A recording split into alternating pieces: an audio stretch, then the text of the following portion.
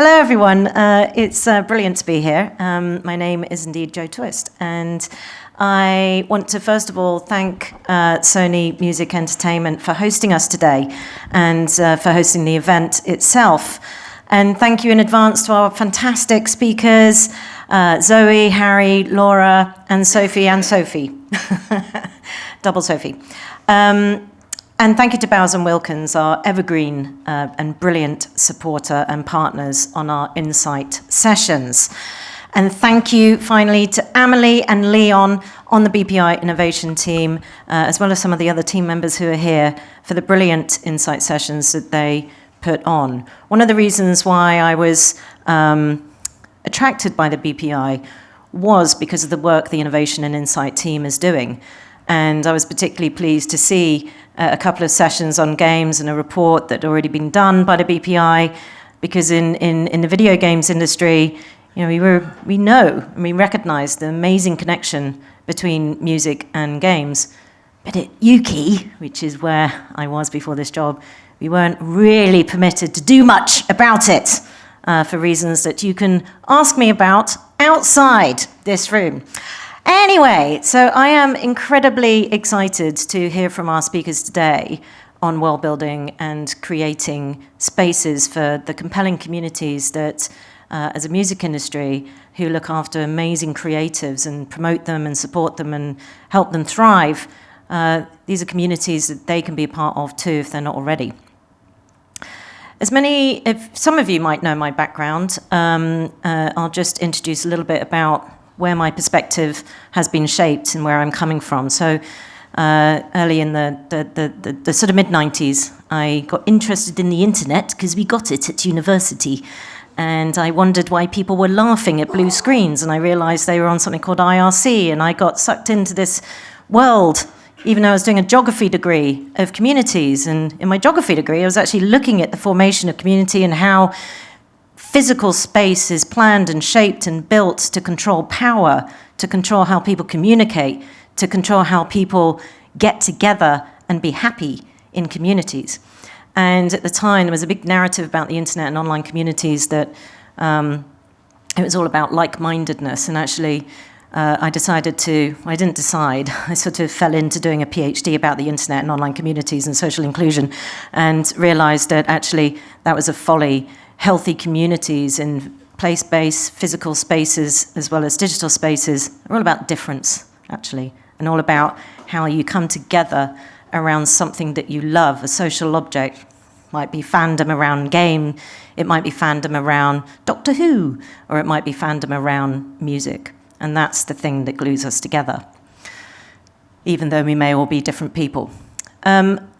I also then fell into journalism, and I was a tech journalist, and then I've always done this path of interactive entertainment. So I ended up being an interactive entertainment, multi-platform commissioner for education at BBC, where I was not allowed to commission games because I wasn't in the commercial arm, which was very frustrating for me. And then I moved to Channel 4, where I was commissioning editor for education, and we were allowed to commission games. And the reason why Channel 4, we were focusing education on game worlds and games was because all games are learning experiences. They require you to have agency, or they give you agency. They require you to be part of the action and what's happening. So you're learning automatically by trial and error, and you're being given permission to fail. The last 11 and a half years of my life before I joined the BPI, I've been in this job now for 6 months. The last 11 and a half years of my job was as head of the trade body Ukie, UK Interactive Entertainment, which represents games and interactive entertainment businesses in the UK. And that's where I really, really, really found my people, found my kind of love of creativity and where creativity meets technology. And that is what I think has always drawn me to the worlds that we inhabit and the jobs that we are all in creative industries over the past 25 years, is this absolute fascination with that intersection between humans, psychology, creativity, storytelling, and technology. So in the 6 months I've been in the music industry, it's been a pretty intense learning curve. This industry is extremely complicated. And I think it's partly because there's a lot of, music is old. It's old as an industry. It's much older as an industry than the video games industry. And there are so many similarities between the two industries and the people working in these industries, but also some differences in the structure and the ways in which deals are done and licensing is done and so on. But what is the uniting thread that knits us together is that passion for our art forms as a form of expression and what we're doing there. And the opportunity for artists, for businesses, for people in the music industry, I think has never been greater. And as we'll hear, it's not just about getting music into games or new places or new worlds. It's actually it's much more nuanced than that. It's much more being part of the fabric of the world and a real kind of commitment to world building and engagement and storytelling and how your brand works and authenticity. I will let the experts that we're going to hear from today and tonight share their views on that. Before I share some observations of games and this industry and the amazing opportunities as well as challenges these two worlds present, I want to just present a couple of ground rules and start with some myths. So at Ukie, we banned the word gaming. Everyone says gaming when actually they mean games or video games. And the reason why is because gaming is very closely associated with gambling. And we are not gambling. The video games industry has nothing to do with gambling. The design techniques that make people spend money was not about compelling you to spend money.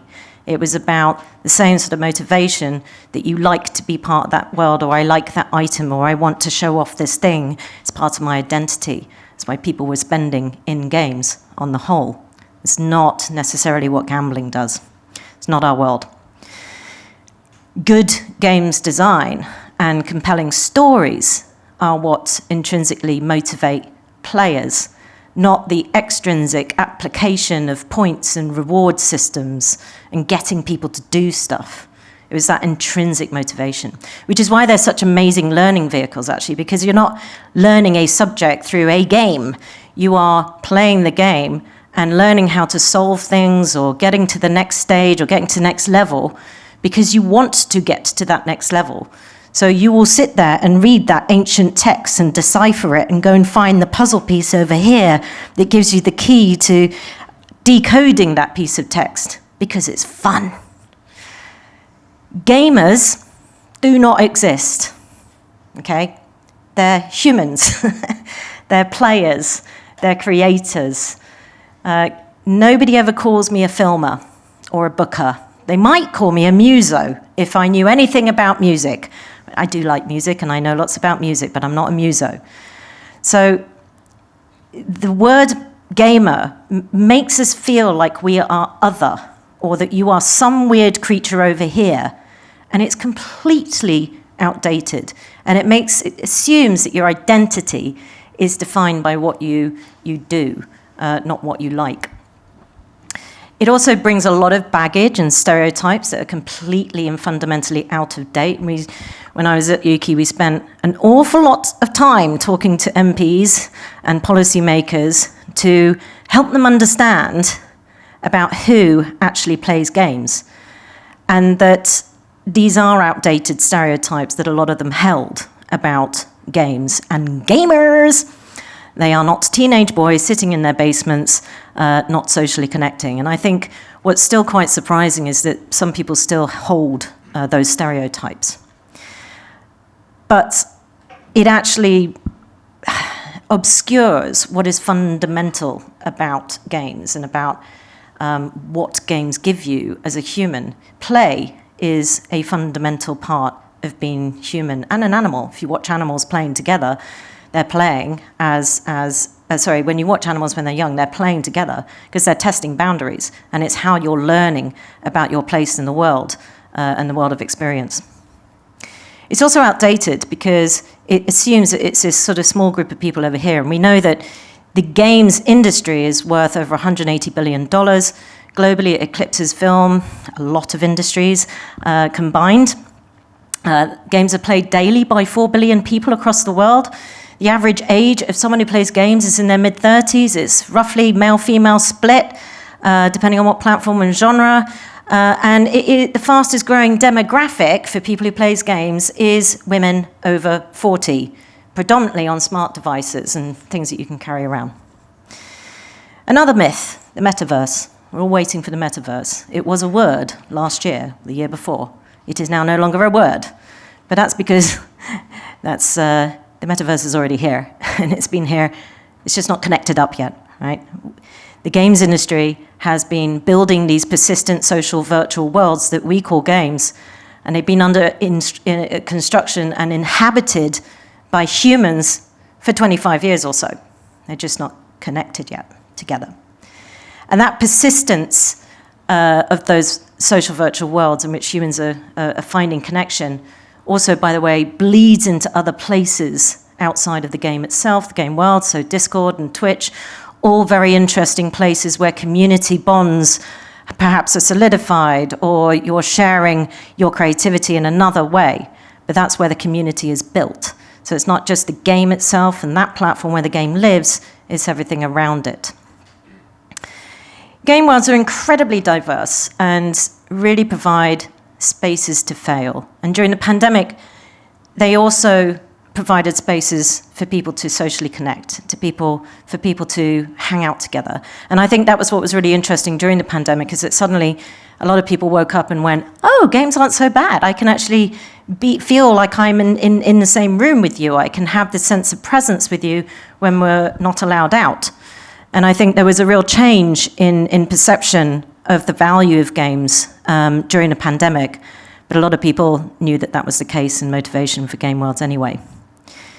But they give you that place as well to try on different identities, to experience things that you could never experience in a physical bound world. And I learned a really interesting phrase the other day that I promise now to use, which is physical privilege.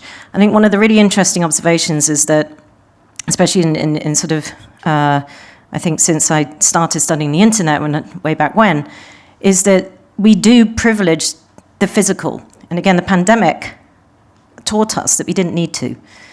You know, when a young person, it's typically a young person that people use as an example, will talk about a virtual item that they bought, and an adult will balk at, why are you spending £30 on a digital thing? Well, that's because it's of value to them. And the next generation doesn't see a difference between what is digital and what is real. It's all real. It's just different media. Games are also giant life simulations, and they can be enormous empathy engines, because you have to put yourself in the position of a character or the protagonist or a bystander. So they actually create a sense of empathy, even if you don't recognize it. You step into someone else's shoes very often. They're also a crucible of critical thinking. When you're failing and failing and failing, and you're going back and strategizing and thinking, what can I do better next time? That is a real kind of resilience training, but it also helps with critical thinking. Skills that formal education environments don't necessarily teach as well as they could. So games as a sector, I know, it's much, much younger. It's really weird joining the BPI. That was 50 years old last year. The games industry is not even 50 years old as an industry, even though play has been around since we were around as humans, not as BPI. As I said, music is so much older as an industry, more established as an industry, but I think it's interesting seeing some of the complexity of the music industry and how rights work, and the bits of elements that create a brilliant global hit album, whether that complexity is going to move into the games world. But I don't know, because games are born digital, and by their very nature, they've had to just evolve very quickly, listen to the players, and co-create for the next version, or retain that loyal community in this game world. So they've had to really, really quickly evolve with technology. And they've had to evolve with understanding of humanity, of humans, of emotion, of what makes good storytelling, of what makes good experience, as well as technology. And I think what's interesting again is that in games, when I was in that sector, we used to complain that we don't have stars, we don't have the front person, we don't have the poster child. In music, you have stars, you have the people who they can stand on a stage with their band or on their own, and thousands of people will be there as their audience. But I think that's worth thinking about in terms of the dynamic of the game is very often the star, or the player is the star, not a music act, for instance. And I think that's interesting space to navigate and think about carefully when we're looking at that future of those two worlds. There are also so many different styles. Sometimes when people talk about games, when I used to say this is what I do as a job, people say, does that include mobile games? So yes, games are on all kinds of platforms. There are dozens of different genres, dozens of different styles of games, art styles, and game design and genres of game. There are dozens, therefore, of different business models, which I think is a really interesting aspect in comparison to the music industry. I think music industry has evolved in business models, but in the games industry, there are a lot of different business models and different ways to extract value, if you like, on both sides. So coming into the music industry, people keep asking me, what is it we can learn from the phenomenal success, not just financially, but why people spend so much of their time and attention in game worlds? Well, it is about those fundamentals of being humans. It is about what it is that makes us human, as well as the joy that you get when you connect with people and when you complete a good game, either on your own or with a team of people. It's understanding, it gives you that understanding of your place in the world, but music is fundamentally also part of being human. It's a fundamental way to communicate, to express ourselves. And music, just like games, can make us happy. They can make us sad. They can keep us company. They can give us solace. And I think that is so important. If anyone asks me the question of what's your favorite game, what's your favorite kind of music, well, it depends what mood I'm in, and it depends what mood I want to be in. They can also help you express, both game worlds and music, can help you express yourself when you don't have the words. And there's lots of really interesting studies that we might hear about, but there's lots of really interesting studies about how game worlds do give you that safe space. They can be really safe spaces to practice how to be social, or how to express yourself in a different way if you don't necessarily have the words or actions to say it yourself. They can be therapeutic. They can be places that we can model and help solve real-world problems. But fundamentally, games are changing the nature of entertainment and what that means for a new generation. They're new stages for interaction, for relationship building, for having fun. They are all about that community relationship and respecting the community of players rather than treating them as consumers of your game. And that's really critical, because if you're, again, in games world, whenever we had brands who wanted to be able to be in games, it was really hard, because usually it would be a brand that was only interested in a campaign moment rather than a long-term and authentic relationship building, which is absolutely critical in games. So there are lots of exciting opportunity for artists, for you as businesses, as people supporting artists and music, to use games as a way to better connect with fans, but to build that long-term relationship. And this is part of the reason why I was so excited to join music. And people say, well, you've left games. I haven't left games. I've joined music, and I hope to see that real apex future where games and music have a far more nuanced relationship, and we can co-create an amazing future together. So the BPI Insights and Innovation team have been working on events like this for some years now, And it is so important to have insight sessions like this, to hear from experts, to share our knowledge and our experience, because we are in a really, as we know, rapidly changing digital world that is challenging the way in which we monetize, the way in which we think about fandom, community, and the future. It offers so much opportunities alongside those challenges. We now, as the BPI, work with over 150 music tech startups who are working on all kinds of exciting ideas related to looking at the innovative future that we can have for entertainment. We want to connect them with our label members to be able to share this knowledge, this insight and expertise through events like this. And we also want to understand from you, when you come to these events, what you think the future looks like, what it can feel like, how we can really use our creativity and innovation and embrace that to not just survive as creative industries as a whole, but to really, really thrive in this future.